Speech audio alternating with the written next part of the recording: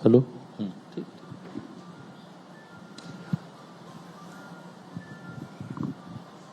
मित्रों, आप सबका बहुत बहुत आभार, धन्यवाद।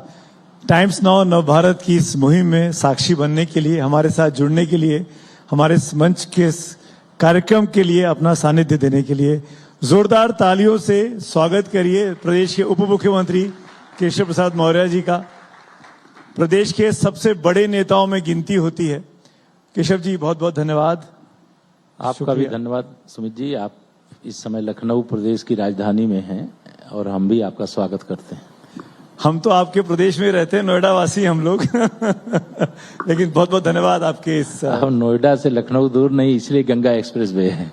और गंगा एक्सप्रेस वे है तो सफर बड़ा आसान हो गया है, रास्ता बहुत आसानी से कट जा रहा है। निश्चित तौर से जो एक्सप्रेस वे बना है उसके कारण से कई हमारे साथी, अभी मैं तो पूरी गंगा एक्सप्रेस वे को नहीं नापा हूं, लेकिन कई साथी जो इस एक्सप्रेस वे से अभी आकर के जाकर के देख रहे हैं, उनका कई घंटे समय बच रहा है। और यह एक्सप्रेस वे, अगर मैं कहूं कि हमारे प्रदेश के विकास की दृष्टि से जो रीढ़ की हड्डी होती है जिसे कहते हैं, तो ये वही है। और इनफैक्ट बीते 10 सालों में, ये आपका 9वां साल पूरा हो गया है, 10वें साल की ओर अग्रसर है हम लोग। और जिस तरीके के चुनाव परिणाम भारतीय जनता पार्टी के लिए अभी आए, पश्चिम बंगाल में इतनी शानदार जीत आपकी पार्टी को मिली, ये पूछना मेरे लिए शायद छोटा होगा कि भाई क्या तैयारी है आपकी यूपी को लेके, लेकिन मैं जानना चाह रहा हूं कि सबसे बड़ी ऐसी चीज जो इन 9 सालों में अभी भी रह गई है, जो आप करना चाहेंगे इस 10वें साल में। अभी हम लोग देखिए, ये निरंतरता है। माननीय प्रधानमंत्री श्री नरेंद्र मोदी जी ने कहा है 2047 विकसित भारत, और विकसित भारत का विकसित उत्तर प्रदेश बनाने के लिए अभी हम लोग ये मानते हैं कि अगर हम दुनिया की 4-5 बड़ी अर्थव्यवस्थाओं में उनकी बराबरी में खड़े होना है, तो अभी हमें बहुत कुछ करना है। हमने बहुत कुछ किया है और जिसको किया है उसी के कारण से इतना आशीर्वाद जनता का हमें मिलता है। हम बंगाल में तो इतनी ऐतिहासिक विजय प्राप्त किए। मैं बंगाल के सभी कार्यकर्ताओं को आपके चैनल के माध्यम से बधाई देता हूं, अभिनंदन करता हूं, वहां की जनता का अभिनंदन करता हूं। लेकिन हम तीसरी बार असम में भी सरकार बना करके आ रहे हैं। अभी शपथ दिला करके 12 मई को वहां शपथ ग्रहण थी, वहां से आ रहे हैं। तो विकास का मतलब ही भाजपा है, भाजपा का मतलब ही विकास है। यह कोई हमारा विरोधी होगा तो वह भी, आप अगर सामने पूछेंगे तो नहीं बोलेंगे, लेकिन अगर आप अलग से पूछेंगे तो वह भी कहेंगे कि विकास का मतलब भाजपा है, सुशासन का मतलब भाजपा है, सबके जीवन में खुशहाली लाने का मतलब भाजपा है। दक्षिण में अभी छूट गया है, तमिलनाडु छूट गया, केरल छूट गया, चुनाव वहां भी हुए। देखिए कितना समय और लगेगा? देखिए, कर्नाटक में और तेलंगाना में तो हमको पूरा विश्वास है जब भी चुनाव होंगे वहां भाजपा की सरकार बनेगी। केरल और तमिलनाडु जो छूटा हुआ है, ये पश्चिम बंगाल की तरह वह भी भारतीय जनता पार्टी के लिए एक ऊसर भूमि की तरह था। लेकिन अगर पश्चिम बंगाल में कमल खिल सकता है तो केरल और तमिलनाडु में भी कमल खिल सकता है। अभी हम लोगों ने कर्नाटका और तेलंगाना पे पूरा फोकस किया हुआ है, क्योंकि आने वाले समय में वहां चुनाव है। और जिस दिन पश्चिम बंगाल और असम के चुनाव संपन्न हुए, उसके दूसरे दिन से उत्तर प्रदेश में 2027 में तीसरी बार सरकार बनाने की तैयारी शुरू हो गई। पर केशव जी, अब थोड़े से मैं सवाल कड़े कर लेता हूं अपने। मैं जानता हूं कि आपको सवालों के जवाब देने में आनंद आता है। आज से नहीं, पिछले 12-13 साल से हम एक दूसरे को जानते हैं। यूपी में जो 2024 में हुआ लोकसभा चुनावों में, क्या उसको आप कैसे पलट पाएंगे? अखिलेश यादव पीडीए का फॉर्मूला लेके चल रहे हैं, आपके पास क्या तोड़ है पीडीए का? देखिए, पहले तो 2024 में जिस गुब्बारे में इन लोगों ने हवा भरी थी, लोकसभा चुनाव के समय जो मुद्दा बनाया था कि संविधान खतरे में है, आरक्षण खतरे में है, इस प्रकार का दुष्प्रचार करके इन लोगों ने लोकसभा में तो जरूर कुछ सीटें जीत ली है, जिसके कारण से अभी भी उनका जो अहंकार है वो बढ़ा हुआ है। लेकिन उनको जब मैं ये बताता हूं कि 2024 के लोकसभा चुनाव में हम लोगों के नंबर, हरियाणा में 5 हमारे सांसद जीते थे, लेकिन जब विधानसभा चुनाव हुआ तो 2/3 बहुमत से श्री नायब सिंह सैनी जी की अगुवाई में भारतीय जनता पार्टी की सरकार वहां शानदार ढंग से काम कर रही है। अभी कल नगर निकाय के चुनाव में कमल खिला दिया है। उसके बाद महाराष्ट्र का विधानसभा चुनाव हुआ, वहां भी लोकसभा में हमारे नंबर घट गए थे, लेकिन महाराष्ट्र के इतिहास की सबसे बड़ी विजय अगर मैं कहूं कि महाराष्ट्र में भारतीय जनता पार्टी एनडीए को मिली है तो वो गलत नहीं होगा। उसके बाद दिल्ली प्रदेश का 2025 जनवरी में चुनाव हुआ। दिल्ली में 27 वर्ष के बाद भारतीय जनता पार्टी की वहां पर हमारी सरकार बनी और श्री अरविंद केजरीवाल जी को सदा के लिए दिल्ली ने विदा किया है। मतलब केवल 25 में विदा किया, 30 में वो आने वाले नहीं है, क्योंकि जहां हम आते हैं एक बार वहां बार बार आते हैं क्योंकि काम अच्छा करते हैं। इसके बाद बिहार का चुनाव हुआ। बिहार के चुनाव में भी सारा विपक्ष एकजुट हो गया था भारतीय जनता पार्टी और जदयू के एनडीए के गठबंधन के खिलाफ, लेकिन हम लोगों ने बिहार में भी 200 का आंकड़ा पार करने में कामयाबी हासिल कर लिया। इसके बाद चुनाव होता है पश्चिम बंगाल का, जो हम लोगों का एक बहुत बड़ा लक्ष्य था कि अगर परम पूज्य अटल बिहारी वाजपेयी जी जो युवा मोर्चा के राष्ट्रीय अधिवेशन में मुंबई में कहे थे कि अरब सागर से गंगा सागर तक कमल खिलेगा, तो उनका आशीर्वाद आज सफल हुआ और पश्चिम बंगाल में हम लोगों की इतने बड़े बहुमत से सरकार शायद हम लोगों को भी कल्पना नहीं थी, लेकिन वह भी आंकड़ा पार करके आज वहां भारतीय जनता पार्टी ने कमल खिला दिया है। लोग राहत की सांस ले रहे हैं, लोगों को लग रहा है कि जैसी सरकार हम चाहते तो वैसी आ गई।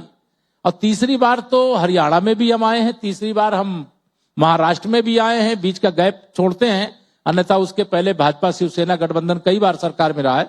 तीसरी बार हम आसाम में भी सरकार में आए हैं, तो तीसरी बार तो उत्तर प्रदेश में आना सुनिश्चित है। और श्री अखिलेश यादव जी का जो पीडीए है वो फर्जी है, उस पीडीए में कोई सच्चाई नहीं है। उनका पीडीए परिवार डेवलपमेंट एजेंसी से बढ़कर के कुछ नहीं है, मतलब इतना ही है। यह केवल पीडीए की बात करते हैं, लेकिन जब मैं पूछता हूं श्री अखिलेश यादव जी कृपा करके ये बताइए 2012 से 2017 तक आप उत्तर प्रदेश के मुख्यमंत्री थे, समाजवादी पार्टी के भी मुखिया थे, तब आपको पीडीए की याद नहीं आई, पिछड़ों की याद नहीं आई, दलितों की याद नहीं आई। आप बाबा साहब डॉक्टर भीमराव अंबेडकर के नाम से बने हुए मेडिकल कॉलेज का नाम बदल दिए। बाबा साहब को आपके मंच से मोहम्मद आजम खां भूमाफिया बोले और आपने उनको रोकने का भी साहस नहीं किया। आपके जो अत्याचारों की फहरिस्त है वह पूरी रखी हुई है, हम इन लोगों को चुनाव के समय इनको देंगे। और जहां के ये रहने वाले हैं इटावा, उस पूरे बेल्ट में जो ब्रज क्षेत्र हमारा संगठनात्मक कहलाता है, वहां आज भी जो इनके गुंडे हैं, अपराधी हैं, माफिया हैं, दंगाई हैं, भ्रष्टाचारी हैं, आज भी अत्याचार करते हैं। आपकी सरकार में भी उनकी कार्रवाई होती है। आज भी सरकार में अत्याचार कर पा रहे हैं। हमारी सरकार में अत्याचारी जो होता है वो अत्याचारी होता है। आज अपराध करते हैं तो उनके खिलाफ कार्रवाई भी होती है, लेकिन उनका आपराधिक जो इतिहास है, जो मानसिकता है, उससे वो बदले नहीं है। हमारी सरकार में ऐसा नहीं, हम नहीं कहते कि अपराध शून्य उत्तर प्रदेश हो गया है, लेकिन अगर उत्तर प्रदेश में आदरणीय योगी आदित्यनाथ जी के नेतृत्व में जो हमारी सरकार चल रही है, इस समय कोई अपराध करेगा तो उसे पता है कि उसे कठोर से कठोर कानूनी कार्रवाई का सामना करना पड़ेगा। पर केशव जी, ये भी तो सच्चाई है कि आपकी सरकार के राज में हाथरस हुआ, आपकी सरकार के राज में अभी अभी एक महिला के साथ घटना घटी जहां पर पूरा यूपीए का डेलीगेशन जा रहा था, उसको आप लोगों ने रोक दिया, जाने नहीं दिया। मतलब मैं कह रहा हूँ कि तमाम ऐसी घटनाएं घटी हैं, जब मैं गिनाने बैठूंगा तो समय निकल जाएगा। देखिए, जो विपक्ष इल्जाम लगाता है कि महिलाओं पे अत्याचार हो रहा है, मैं आपको बता दूं, जितनी भी घटनाएं हुई हैं जहां ये जाने की कोशिश करते हैं, जिसको उठाने की कोशिश करते हैं, उन संपूर्ण घटनाओं के जो अपराधी थे उनको पुलिस ने तत्काल गिरफ्तार करके जेल भेजने का काम किया। यह एक सूत्री इनका, मैंने कहा, एजेंडा है। फर्जी पीडीए के नाम पे कैसे भी पिछड़े वर्ग के कुछ वोटों को अगर प्राप्त कर लें तो उनको लगता है कि शायद हम विधानसभा में 2017 की स्थिति में बच पाएंगे, अन्यथा सुपड़ा साफ है समाजवादी पार्टी का। समाजवादी पार्टी का अंत समय आ गया है, इतिहास के पन्ने में दर्ज होने वाली। तो तीसरी बार जब सरकार बनेगी तो किसकी सरकार बनेगी? योगी जी की सरकार बनेगी? देखिए, योगी जी हमारे मुख्यमंत्री हैं, हम उनके अगुवाई में 9 वर्षों से सरकार चला रहे हैं और 9 वर्षों से सरकार चला रहे हैं, तो इसका मतलब है कि योगी जी के नेतृत्व में हम चुनाव लड़ने जा रहे हैं। और चुनाव लड़ने के बाद विधायक दल तय कर देता है। योगी जी के नेतृत्व में अगर हम लोगों को आगे काम करना होगा तो आगे भी काम करेंगे, अगर विधायक दल या राष्ट्रीय नेतृत्व तो कुछ और निर्णय करेगा तो कुछ और करेंगे। आदरणीय योगी जी हमारे एक राष्ट्रीय स्तर के पहचान प्राप्त किए हुए इस समय नेता हैं। जिस भी प्रदेश में जाते हैं वहां उनकी अच्छी मतलब फॉलोइंग रहती है। जहां मैं तो कई जगह साथ साथ मंच पे होता, अभी हम बंगाल में भी थे, आसाम में भी थे, तो जहां जाते हैं, इसके पहले भी जहां राज्य में हमारी सरकारें बनती हैं साथ जाते हैं, तो आदरणीय योगी आदित्यनाथ जी के प्रति मतलब देश में भी एक आकर्षण है।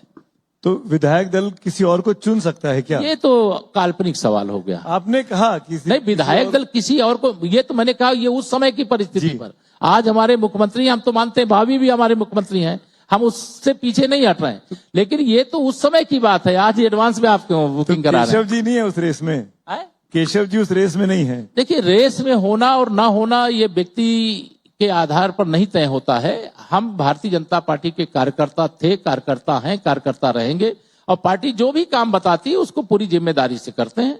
आज भी जो हमारे पास जिम्मेदारी है उसको बहुत योग्य ढंग से करने का प्रयास करते हैं, और इसको लोग महसूस करते हैं। जिम्मेदारी से याद आया, सुना आप अपनी जिम्मेदारियों में कुछ बदलाव चाहते हैं। 3-4 दिन हो गया पोर्टफोलियोज का डिस्ट्रीब्यूशन नहीं हो पा रहा है, शपथ हो चुकी है। ये आप सब हमारे मीडिया के मित्रों के द्वारा गढ़ी गई कहानी है, ऐसा कोई चीज नहीं। बताइए ना, शपथ शपथ कब हुई? हो जाएगा, वो माननीय मुख्यमंत्री जी का विशेषाधिकार होता है, वो केशव प्रसाद का काम नहीं है। मुख्यमंत्री जी जिस दिन भेज देंगे वहां राज्यपाल जी को सूची कि इनके पास ये विभाग रहेगा, इनके पास, उस दिन सूची आ जाएगी, आप दिखाएंगे सबको। कांग्रेस केरल में मुख्यमंत्री नहीं चुन पा रही है और लखनऊ में योगी जी बंटवारा नहीं कर पा रहे मंत्रालय का। ये सच नहीं है, ये सच से कोसों दूर बात है। इधर लगातार हम लोग ये पश्चिम बंगाल और फिर आसाम की सरकार के शपथ विधि कार्यक्रम में जाना हुआ था, और अभी कल जैसा कि आपने देखा है कि माननीय प्रधानमंत्री जी ने अपील किया कि देश वैश्विक जो ऊर्जा संकट खड़ा हो रहा है उसका सामना करने के लिए तैयार रहे, तो तमाम चीजें उन्होंने अपील किया है देशवासियों से। लेकिन सबसे पहले उन्होंने अपने ऊपर लागू किया, और फिर जहां भाजपा और एनडीए की सरकारों ने अपने स्तर पे उस विषय को आगे चलाया। कल इसको लेकर के बैठक थी, आ जाएगी सूची आपके पास, माननीय मुख्यमंत्री जी जब दे देंगे। आप अपने पोर्टफोलियोज में चेंज चाहते हैं? नहीं, हम ऐसा कोई, कभी भारतीय जनता पार्टी का जो सच्चा सिपाही होता है वो पोर्टफोलियो को लेकर के कभी नहीं लड़ता। ये तो आपने बिल्कुल ठीक कहा, लेकिन सीट को लेकर तो चिंता करता है ना। चुनाव कहां से लड़ेंगे? चुनाव जहां से पार्टी लड़ाएगी वहां से लड़ेंगे। सिराथू से ही लड़ेंगे? हाँ, सिराथू से कहेगी, सिराथू से भी लड़ेंगे। सिराथू में आप हार गए थे पिछली बार। हारना जीतना तो ये राजनीति में, मतलब जब चुनाव होगा तो चुनाव में एक हारेगा एक जीतेगा, लेकिन हारने का मतलब ये नहीं है कि चुनाव लड़ना बंद कर देंगे। हारने का मतलब ये नहीं है, नहीं हारने का मतलब ये भी होता है ना, कई बार आप सुरक्षित सीट ढूंढ लेते हैं कि सिराथू से बेहतर सीट कोई हो सकती है। ये काल्पनिक सवाल है। देखिए, मैं सिराथू से 2012 में जब समाजवादी पार्टी की लहर थी तब आप जीते, उसी सिराथू से मैं विधायक बना। जो कांग्रेस का गढ़ कहा जाता था, फूलपुर लोकसभा, जहां पंडित जवाहरलाल नेहरू जी चुनाव लड़ते थे और देश के प्रधानमंत्री बनकर के राजनीति करते थे, उस फूलपुर लोकसभा में जितना वोट नेहरू जी को नहीं मिला, मैं 53% वोट पा करके देश की संसद में चुन करके गया। 14 में याद है मुझे, मैंने आपका इंटरव्यू किया था। हाँ। तो ये तो चुनावी राजनीति में जब मैं जीता तो मेरे सामने कोई हारा है। अब आई परिस्थिति है, उसके कारण से हम लोग पूरा ध्यान, हमारे ध्यान में ये रहता था कि भारतीय जनता पार्टी की सरकार बननी चाहिए। मैं तो केवल सिराथू में 1.5 दिन प्रचार करने के लिए गया, बाकी पूरे समय उत्तर प्रदेश के हर सीट के लिए जहां जहां जाने की बात होती थी वहां मैं प्रचार के लिए जाता था। हम लोगों का लक्ष्य उस समय एक होता है, सरकार बननी चाहिए भारतीय जनता पार्टी की। केशव प्रसाद जीत जाए और भाजपा की सरकार न बन पाए तो ये जीत नहीं होती है। मैं इसीलिए ये सवाल आपसे पूछा, क्योंकि ये आपसे जुड़ा हुआ सवाल है सीधे तौर पे केशव जी, कि आप सपा की लहर में आप जीत जाते हैं और भाजपा की लहर में आप हार जाते हैं, और हारते ही नहीं है और फिर आपको एमएलसी के थ्रू आना पड़ता है। आप उपचुनाव भी नहीं लड़ते हैं, आप एमएलसी के जरिए आप विधानसभा पहुंचते हैं। इसीलिए मैंने पूछा कि कोई सुरक्षित जानकारी में रहे, इसलिए मैं आपके माध्यम से सबको अवगत कराना चाहता हूं। जब मैं सिराथू से विधानसभा 2012 में जीता था तब 59,000 यानी 59,000 वोट पाया था जी। जब चुनाव में हारा तब 1 लाख वोट पाया हूं, मतलब 40,000 वोट ज्यादा मिले थे। लेकिन ठीक है, उस समय सारा विपक्ष एकजुट नहीं था। उस समय भाजपा भी लड़ रही थी, सपा भी लड़ रही थी, बसपा भी लड़ रही थी। लेकिन इस बार सारे दलों के जो प्रत्याशी थे भाजपा के खिलाफ सब एकजुट होकर के लड़ रहे थे। इसके कारण 3-4 हजार वोटों का कोई अंतर नहीं होता है। मेरी भी गलतफहमी थी कि शायद बहुत सिराथू क्षेत्र है, मेरा जन्म स्थान है, तो वहां इस प्रकार की परिस्थिति नहीं आएगी। लेकिन मुझे एक सप्ताह अगर मैं प्रचार करता तो शायद मैं 50,000 वोटों से जीतता। तो सिराथू भी रहेंगे, मतलब मुझे तो ऐसा लग रहा है। भाजपा में ये कोई नहीं तय कर सकता, ये तय करने का काम हमारे यहाँ संसदीय बोर्ड का होता है। वो तय करेगा कि किसको कहां से लड़ना। अच्छा, मनोज पांडे जी को तो शपथ दिला दी गई, लेकिन पूजा पाल के उसमें क्या चक्कर हो गया? नहीं, देखिए, ये 6 स्थान थे हमारे यहाँ मंत्रिपरिषद में खाली थे, तो 6 स्थान जो खाली थे उसको भरने का कार्य पूरा कर लिया गया है। बाकी स्थान रिक्त नहीं होने के कारण से ये परिस्थिति नहीं बन पाई, लेकिन श्रीमती पूजा पाल जी को बहुत योग्यतम सम्मान पार्टी देगी, जल्दी ही आप सबको देखने को मिलेगा। अब आगे बढ़ता हूं, कुछ मुद्दों पे मैं आपकी राय जरूर लेना चाहूंगा। माघ मेले के दौरान जो कुछ हुआ, आप खुलकर अभिमुक्तेश्वरानंद जी के समर्थन में आए और कहा कि जो कुछ उनके साथ हुआ, जो कुछ उन बालकों के साथ हुआ, वो गलत हुआ, वो नहीं होना चाहिए था। इस चीज को लेकर भाजपा की छवि पर एक इंप्रेशन पड़ा लोगों का कि गलत हुआ है। ज्यादातर लोग कहने लगे, एक बड़ा तबका ब्राह्मण समाज का नाराज भी हुआ। आपको लगता है कि वो नहीं होना चाहिए था, उस वक्त जो हुआ गलत हुआ? देखिए, ये सब स्थानीय जो मेला प्रशासन होता है उसके द्वारा सब किया जाता है। क्योंकि मैं राष्ट्रीय स्वयंसेवक संघ का स्वयंसेवक हूँ, लगभग 14 वर्ष घर छोड़ करके विश्व हिंदू परिषद के संगठन मंत्री के रूप में मैंने काम किया है। मैं संतों के बहुत निकट रहा हूं, उनकी सेवा किया हूं। वह जो भी कार्रवाई हुई उसके बाद मैंने ये प्रार्थना की थी शंकराचार्य जी महाराज से कि कृपा करके आप अपना विरोध त्याग करके, क्योंकि सबको दर्द होता था कि कोई संत ही नहीं बल्कि वो शंकराचार्य के पद पर बैठ करके अगर स्नान नहीं कर रहे हैं, विरोध कर रहे हैं, तो हम लोग अपने एक जो संस्कार थे उस संस्कार के कारण से हमने पूज्य शंकराचार्य जी से यह अनुरोध किया था कि आप विरोध त्याग करके कृपा करके संगम स्नान करके एक अनुकूल संदेश देने की कृपा करें। और जो कार्रवाई हुई वहां उनको रोकने का काम हुआ, उसकी जांच कराई जा रही। जांच में जो दोषी पाए जाएंगे भविष्य में उनके खिलाफ कार्रवाई की जाएगी। यूपी के वरिष्ठ अधिकारियों के बारे में आपकी क्या राय है? एक अधिकारी बंगाल के चुनाव में बड़े प्रचलित हुए, अजय पाल शर्मा साहब, पुलिस ऑब्जर्वर बन के गए थे इलेक्शन में। उनकी भूमिका को लेकर कई तरह की टिप्पणियां आई उस दौरान में, आपके हिसाब से क्या था वो? देखिए, मैं टीएमसी की जो मुखिया सुश्री ममता बनर्जी जी थी, उनकी सरकार में इतना अत्याचार था, इतना अनाचार था, इतना भ्रष्टाचार था, इतना चुनावी व्यवस्था का अतिक्रमण करने की परिस्थिति बनी रहती थी, जिसके कारण से एक कि कोई जब ऑब्जर्वर के नाते जाता है तो यूपी का नहीं, वो चुनाव आयोग के द्वारा नियुक्त किया जाता व्यक्ति है। और अगर कोई अपराधी है, वो बूथ कब्जा करने की कोशिश कर रहा है, जो नियम है उसके विरुद्ध आचरण कर रहा है, तो एक पुलिस अफसर को जो करना चाहिए उसने अपने कर्तव्य का पालन किया है। उसको मुद्दा बनाने का कोई विषय नहीं। मैं इसलिए मुद्दा बना रहा था कि अखिलेश यादव गए मिलने के लिए ममता बनर्जी से कोलकाता, और वहां मिलने के बाद उन्होंने कुछ तस्वीरें दिखाई। उन्होंने रामपुर के चुनाव का जिक्र किया, उन्होंने कुंभकी के चुनाव का जिक्र किया और कहा कि किस तरीके से बूथ कैप्चरिंग कर ले रहे हैं, किस तरीके से कुछ पुलिस अधिकारियों को वादे किए गए हैं कि हमारे समर्थन में काम करो तो आगे प्रमोशन मिलेंगे। देखिए, श्री अखिलेश यादव जी का मैं ये नहीं कहूंगा कि मानसिक संतुलन पूरी तरह बिगड़ गया है, लेकिन कुछ स्क्रू ढीले हो गए हैं उनके। मैं इसलिए कह रहा हूं कि पश्चिम बंगाल में भारतीय जनता पार्टी की विजय होती है, ऐतिहासिक जीत होती है, और ऐसे समय में उनके चेहरे में 12 बज गए थे उसी दिन जिस दिन 4 मई को रिजल्ट आया। और हम लोग नारे तो लगा रहे थे कि 4 मई दीदी गई, ये नारा लगाते थे, और जब रिजल्ट आया वो वास्तविकता में बदल गया। सबसे ज्यादा अगर ममता दीदी के अलावा कोई सबसे ज्यादा परेशान था हिंदुस्तान में वहां भाजपा सरकार पश्चिम बंगाल में बनने से, तो समाजवादी पार्टी के मुखिया श्री अखिलेश यादव जी परेशान थे। वह 2027 में सोचा था कि फर्जी पीडीए जैसे संविधान खत्म कर देंगे, आरक्षण खत्म कर देंगे, इस प्रकार का आरोप लगा करके वो पिछड़ों और दलितों के कुछ वोटों को अपनी तरफ आकर्षित करने में 2024 के लोकसभा चुनाव में कामयाब हो गए। तो वैसे ही वो सोचते कि 2027 में कामयाब हो जाएंगे, लेकिन जिस दिन पहले बिहार का रिजल्ट आने के बाद वो बहुत मायूस थे।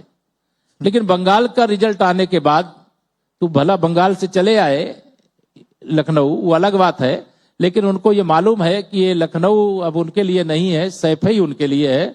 और 2027 में यूपी की जनता के आशीर्वाद से हम अपनी डबल इंजन सरकार की उपलब्धियों के बूते निश्चित तौर से 2017 से भी बड़ी विजय प्राप्त करेंगे। पर वो तो कहते 27 में जीतेंगे। वो अभी कैसे कह देंगे?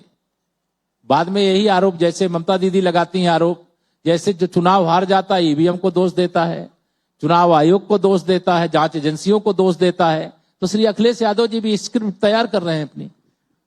आपने एक बयान दिया कि 27, 32 और 37 में अखिलेश यादव कभी नहीं आएंगे। उन्होंने 47 तक की बात किया हूं। आप 47 तक की बात की है और वो ये कहते हैं कि आप अपने कुर्ते का साइज बताते हैं जब आप 27, 32 और 37 करते हैं। देखिए, आप दोनों के पीछे क्या नोकझोंक नहीं चलती नहीं, है? हमारे आमने सामने राजनीतिक रूप से हम निश्चित तौर से, हमारी विचारधारा अलग है, उनकी विचारधारा अलग है।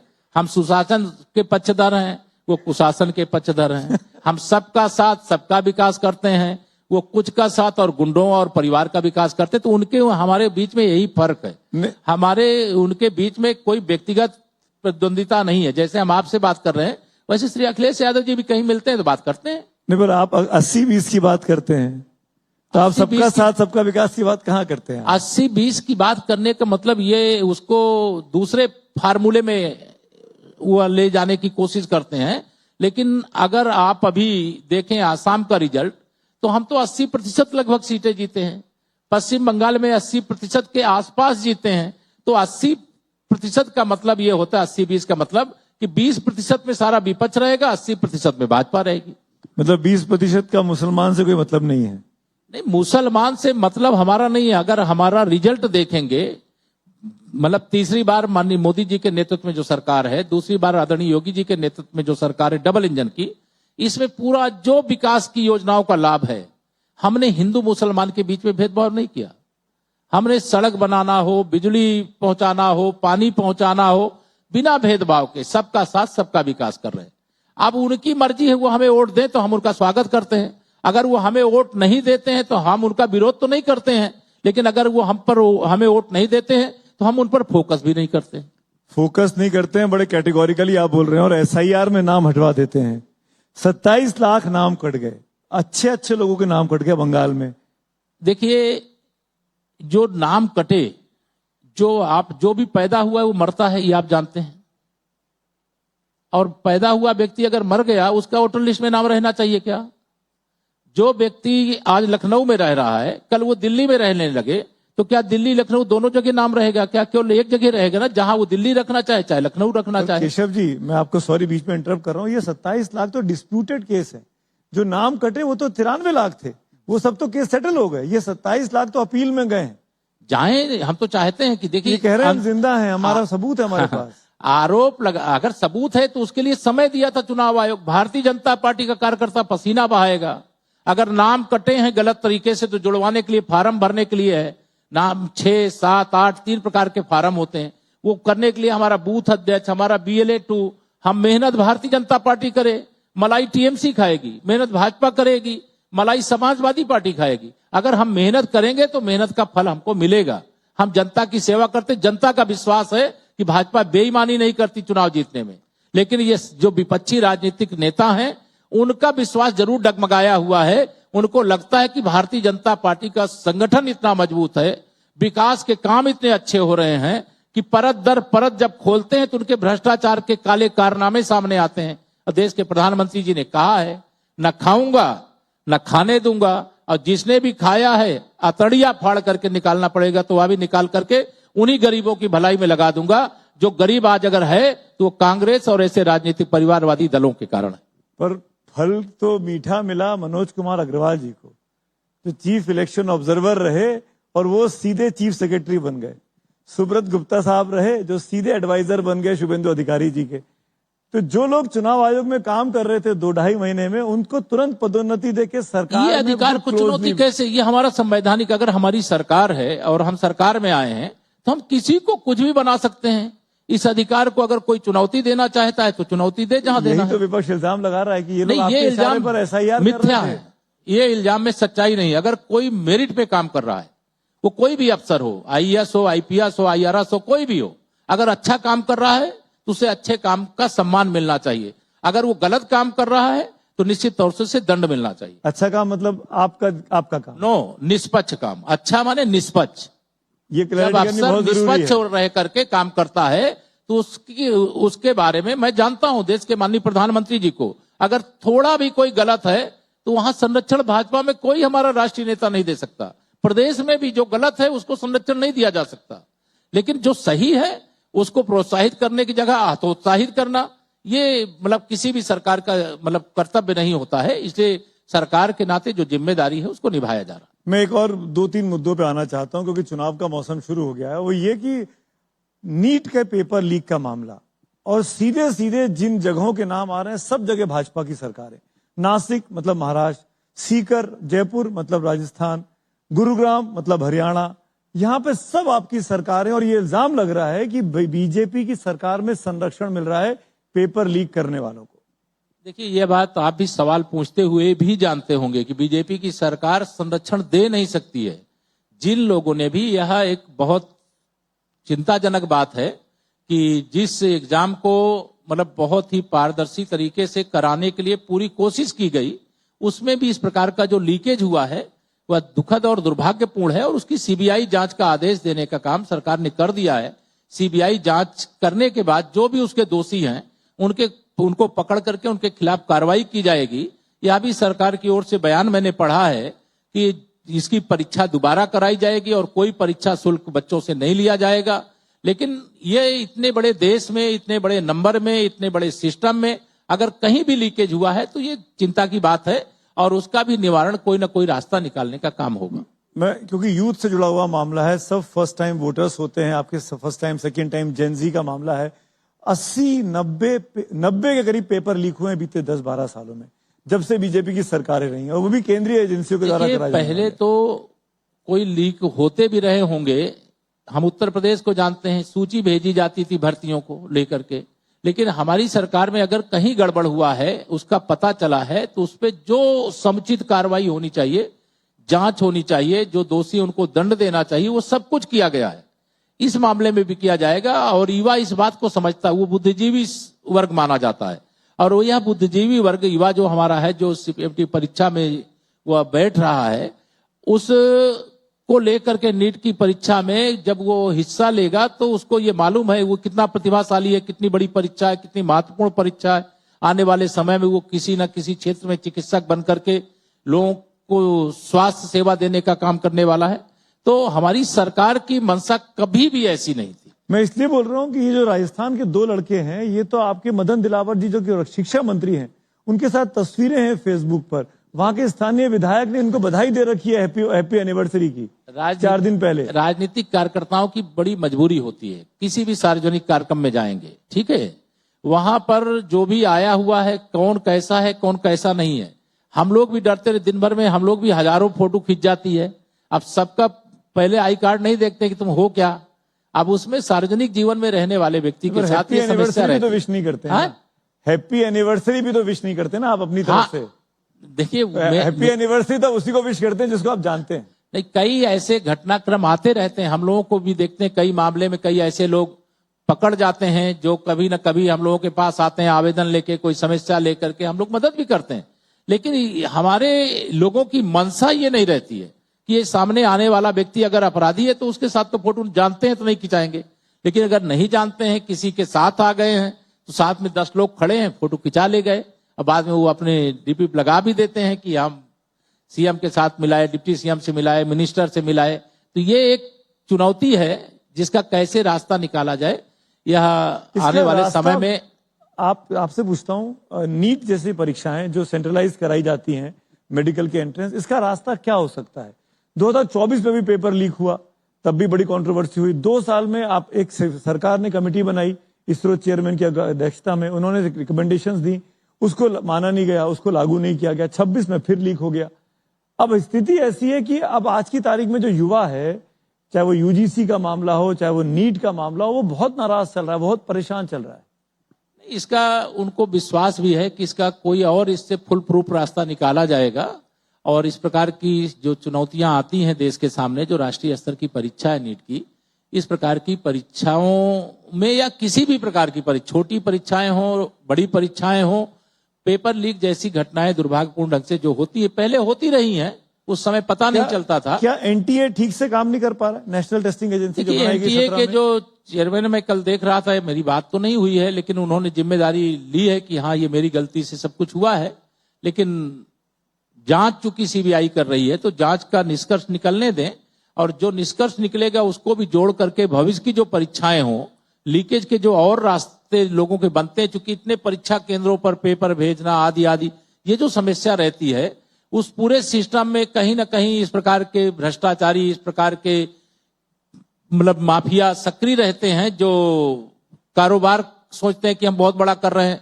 वो अपनी जिम्मेदारी नहीं समझते कि देश के बच्चों के भविष्य का मामला है। ऐसे मामलों में ऐसा अपराध और पाप नहीं करना चाहिए। लेकिन जो भी ऐसा करते हैं, मैं यह मानता हूं कि उनको खोज निकाला जाएगा, उनके खिलाफ कार्रवाई होगी, और उस रास्ते को भी कैसे बंद किया जाए, और कोई रास्ते हो सकते तो उनको भी कैसे बंद किया जाए, कैसे नीट के एग्जाम एकदम पारदर्शी तरीके से संपन्न कराए जाए, ये भविष्य में हम लोगों को देखने को मिलेगा। अभी तो जांच हो रही है, जांच का परिणाम आ रहा है, उसका इंतजार करना चाहिए। अभी आप वैश्विक संकट की बात कर रहे थे केशव भाई, हम लखनऊ में बैठे हुए हैं। लखनऊ में बहुत बड़ी आबादी शिया मुसलमानों की है। आज की तारीख में भारत का दुश्मन कौन है इस वैश्विक संकट के लिए? ईरान है, इजराइल है, अमेरिका का राष्ट्रपति ट्रंप है, कौन है दुश्मन? क्यों हमारे दुश्मन तो तीनों नहीं है, तीनों हमारे दोस्त हैं, लेकिन विदेश से संबंधित मामला है, इस पर मैं कुछ बोलना नहीं चाहता हूं, जो मेरे अधिकार क्षेत्र के बाहर है। लेकिन मैं ये जरूर कहूंगा कि ये वैश्विक ऊर्जा संकट जो ईरान, अमेरिका, इजराइल के बीच जो संघर्ष चल रहा था, उसके कारण खड़ा हुआ है, और उस संकट का सामना देश करने के लिए तैयार रहे। इसीलिए माननीय प्रधानमंत्री जी ने जो भी अपील की है, मैं भी आपके माध्यम से अपील करता हूं कि उस अपील का अक्षरशः पालन करने का प्रयास करें, विपक्ष की घटिया राजनीति के जाल में चाल में ना फंसे। नहीं, विपक्ष का ये कहना नहीं है कि पीएम ने जो अपील की है उसको ना माने। विपक्ष ये कह रहा है कि अपना जब पूरा चुनाव कर लिया, अपने पूरे चुनाव में राष्ट्र शपथ ग्रहण समारोह में पूरे के पूरे मुख्यमंत्री हवाई जहाजों से जाके और बड़े बड़े कॉन्वॉय में जाके शामिल हो गए, तब उसके बाद कह रहे हैं कि अब आप कटौती करो, अब आप संयम बरतो। तो ये चुनाव अपने अलग अलग पैमाना कैसे हो सकता है? देखिए, जो हमारा भंडारण होता है, मतलब जैसा मुझे जानकारी नहीं, लेकिन लगभग 90 दिन का हमारे पास अस्थायी भंडारण होता है। बीच में भी हमारे जहाज आते रहे, लेकिन बीच का जो कालखंड आया, होर्मुज स्ट्रेट के बारे में, फिर आगे अमेरिका की घेराबंदी, इसके कारण से जो गैस और हमारा जो तेल का है, क्रूड ऑयल का है, उसका कम आ पाना, उसके कारण जो संभावित संकट है, उसके प्रति माननीय प्रधानमंत्री जी ने सजग किया है। इसको इस चश्मे से देखना ये विपक्ष का काम है। वो देखेंगे, वो बोलेंगे, लेकिन उसकी हम परवाह नहीं करते। हम जानते हैं देश के माननीय प्रधानमंत्री जी, राष्ट्र हित सर्वोपरि है। और राजनीति के छात्र होने के नाते अगर आपको चुनना पड़े कि इजराइल और ईरान कौन भारत का दोस्त है, तो आप क्या कहेंगे? मेरे अधिकार क्षेत्र के बाहर मैंने कहा कि विदेशी मामलों का विषय है, और जहां तक मैं जानता हूं, इतना ही जानता हूं कि ईरान भी और इजराइल भी और अमेरिका भी, हमारे तीनों देशों से संबंध अच्छे हैं। लेकिन चुनने और न चुनने का ना मेरा अधिकार है और ना मुझे उस पर बोलना चाहिए। और हम तो विश्व बंधुत्व की बात करते हैं, सबके साथ वो तो वसुधैव कुटुंबकम की बात करना, ये भारत की ओर से हम करते हैं। पूरे विश्व को अपना परिवार मान करके सबके कल्याण की कामना करते हैं।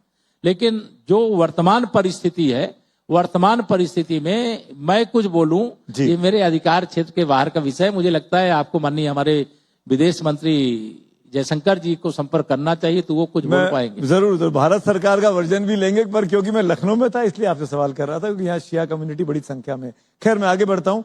एक और ताजा बयान आया केशव भाई, और वो आरएसएस के बहुत बड़े नेता दत्तात्रेय होसबोले जी ने कहा कि पाकिस्तान के साथ बातचीत का रास्ता खुला होना चाहिए, वीजा चलने चाहिए, पब्लिक टू पब्लिक कांटेक्ट होना चाहिए। पर हम समझ नहीं पा रहे कि हमको करना क्या है। मतलब एज अ मीडिया, कल तक हम लड़ रहे थे, ऑपरेशन सिंदूर की एनिवर्सरी मना रहे थे कि हम पाकिस्तान को मजा चखा देंगे, पाकिस्तान से आतंकवाद पनपता है तो हम उसको सहन नहीं करेंगे। अब दत्तात्रेय जी बोल रहे हैं बातचीत करनी चाहिए। हम कहाँ हैं? देखिए, मैं भी राष्ट्रीय स्वयंसेवक संघ का स्वयंसेवक हूं, और वो हमारे माननीय सरकारवाह जी हैं, और उन्होंने कुछ कहा है तो जिनको विचार करना वो उस पर विचार करेंगे, ना कि इसमें ना राष्ट्रीय स्वयंसेवक संघ सरकार है और ना उनको विचार करना। वह समय समय पर अपनी विचारधारा के आधार पर भाव प्रकट करते हैं, विचार रखते हैं कि ऐसा करना चाहिए। अब जिनको करना है, अगर उनके ध्यान में वो विषय आएगा तो विचार करेंगे। लेकिन जो सवाल मेरे, आप कृपा करके मेरे सवाल मुझसे करिए। नहीं तो बीजेपी के कार्यकर्ता की क्या इच्छा है, पाकिस्तान के साथ बातचीत हो कि ना हो? नहीं, बीजेपी के कार्यकर्ता की इच्छा तो यही है कि पाकिस्तान जो बना हुआ है विश्व के मानचित्र पर, वहां भी तिरंगा फहरा जाए। तो बातचीत होगी तो तिरंगा कैसे फहरेगा? मैं कह रहा हूं जो आप बीजेपी कार्यकर्ता के नाते नहीं, इच्छा आपके पास पूछे- डबल कैप है ना, आप आरएसएस के भी क्या स्वयंसेवक है और बीजेपी के भी कार्यकर्ता है। हाँ। तो कौन सी हेड को देखिए पहनेंगे आप? मैं उस पे चूंकि माननीय सरकारवाह जी ने जो बयान दिया उस पर मैं कोई प्रतिक्रिया करने के अधिकार क्षेत्र के बहुत दूर हूं। उस पर जिनको अधिकार है वो उस पर विचार करेंगे, लेकिन अगर मेरी व्यक्तिगत इच्छा पूछेंगे, मैं तो यही चाहूंगा कि जो अखंड भारत है, मैं तो उस वंश का वंशज हूं, मौर्य साम्राज्य के संस्थापक चक्रवर्ती सम्राट चंद्रगुप्त मौर्य का, जिन्होंने भारत की सीमाओं को, फिर सम्राट अशोक महान ने भारत की सीमाओं का विस्तार किया है। हम तो वह चित्र देखा करते हैं। आप भले ही टिप्पणी ना करें, लेकिन आपने टिप्पणी कर दी है। आपको पाकिस्तान के ऊपर भारत का तिरंगा चाहिए। ये तो हर भारतवासी चाहता है कि तिरंगा फहर जाए तो आतंकवाद का अंत हो जाए। दत्तात्रेय जी इसको कैसे लेंगे मुझे नहीं पता, लेकिन खैर मैं आगे बढ़ता हूं। ये बताइए, अयोध्या के बाद आप लोग बहुत मथुरा की बात करते रहे। अभी शायद 2-3 दिन पहले आप मथुरा में थे भी, कल ही थे, कल ही गए। मैंने आपके सोशल मीडिया पे वो देखे। तो मथुरा को लेके क्या प्रोग्राम है, क्या चल रहा है, कैसे कहानी आगे बढ़ेगी या नहीं बढ़ेगी?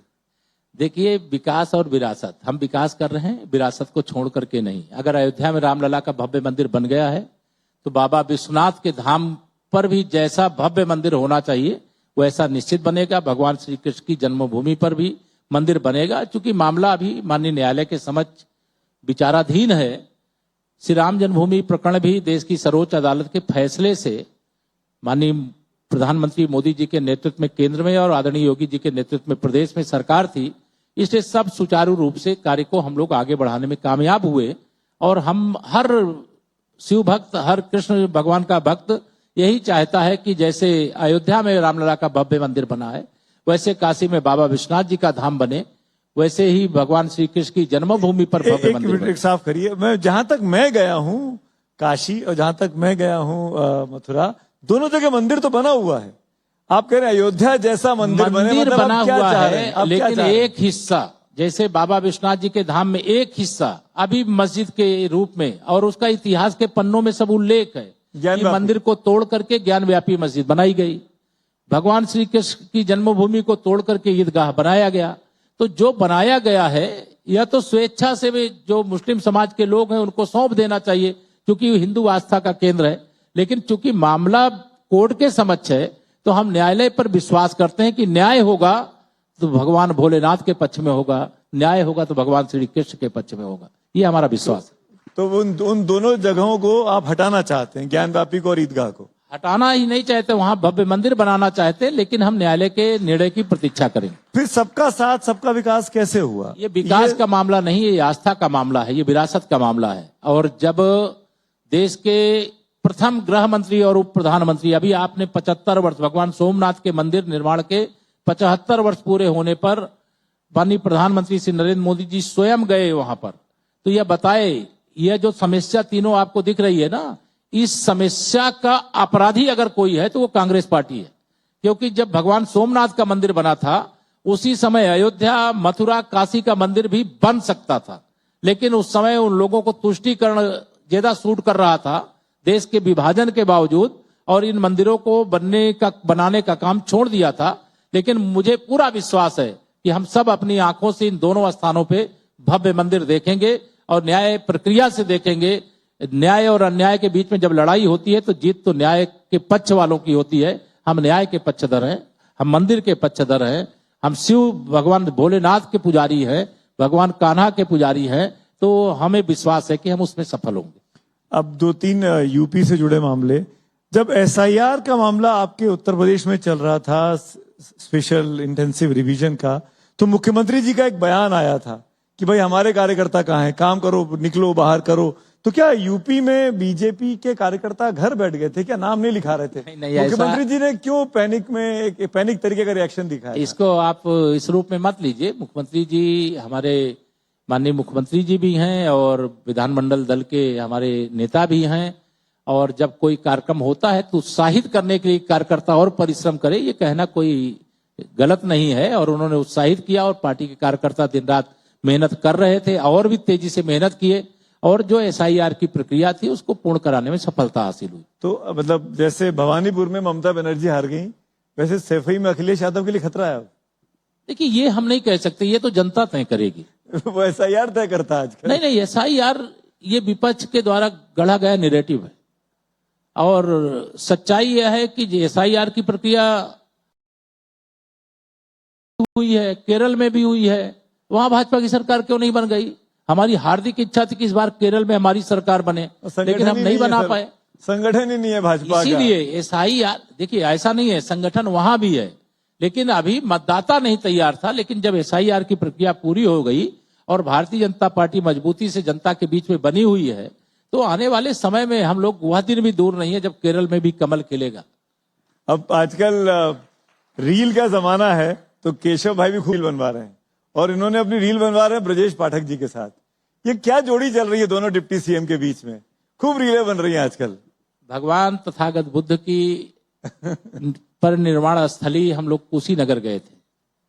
वहां पर बुद्ध पूर्णिमा के दिन दर्शन किए।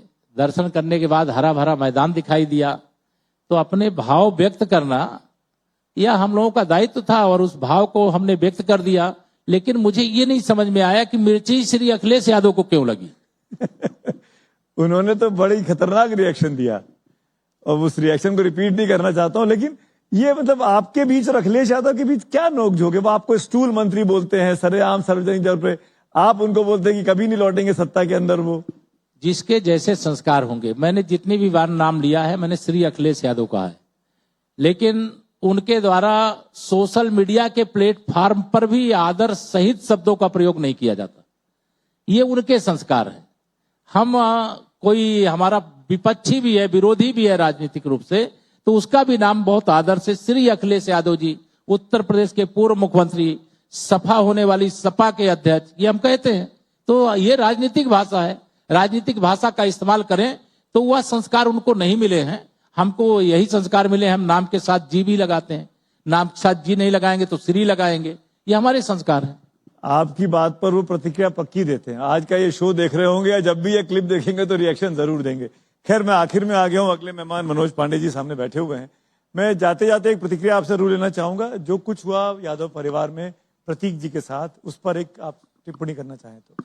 देखिए, ये दुखद घटना है, हमारी पूरी संवेदना उनके परिवार के साथ है। मैं अभी जब यहाँ आया हूं तो पहले उनको अपनी श्रद्धा सुमन प्रतीक यादव जी को समर्पित करके आया हूं, और भगवान से यही प्रार्थना किया हूं कि दुख की घड़ी है। 38 वर्ष के आयु में किसी को मतलब इस अवस्था में पहुंच जाना पड़े कि जब संसार छोड़ना पड़ जाए, तो ऐसी परिस्थिति नहीं आनी चाहिए। दुख की घड़ी में केशव प्रसाद ही नहीं, पूरी भारतीय जनता पार्टी के हमारे प्रदेश अध्यक्ष, हमारे मुख्यमंत्री जी, और भी हमारे पार्टी के सभी वरिष्ठ नेता इस शोकाकुल परिवार को जाके वहां पर सांत्वना देने का काम किया है, और प्रतीक यादव जी को श्रद्धांजलि अर्पित करने का काम किया है। भगवान से यही प्रार्थना करेंगे कि उनको परिवार के सामने जो दुख आया है सहने की शक्ति दे। दुखद घटना है, पीड़ाजनक घटना है, ऐसी घटना किसी के साथ न घटे, यही ईश्वर से प्रार्थना है। हम सबकी तरफ से श्रद्धांजलि प्रतीक यादव को। बहुत बहुत धन्यवाद उप मुख्यमंत्री जी, और इस उम्मीद के साथ कि 27 का चुनाव बहुत बेहतरीन बीते आपके लिए, हमारी शुभकामनाएं। 27 में 17 से बड़ी विजय। मनोज जी आ गए हैं ना, देखिए अभी बताएंगे आप।